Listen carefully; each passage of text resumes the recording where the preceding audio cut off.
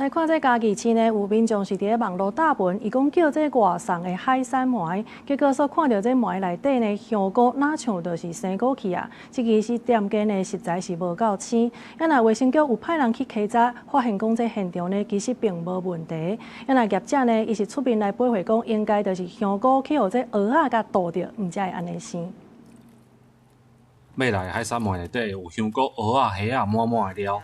家己市有民众用外送平台买海产糜，食一半煞发现内底香菇有黑色的点，亲像生菇同款。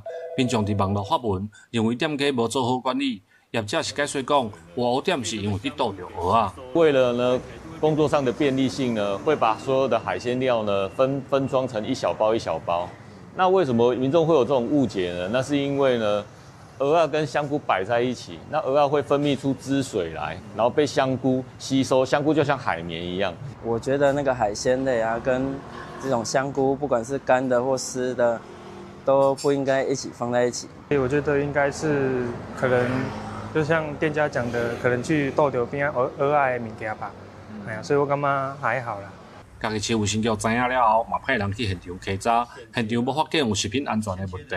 业者指出，香菇拢是当天去市场买，要开店进前才一包一包底做伙。派员前往稽查，那在香菇的部分是没有发现香菇有异常的问题。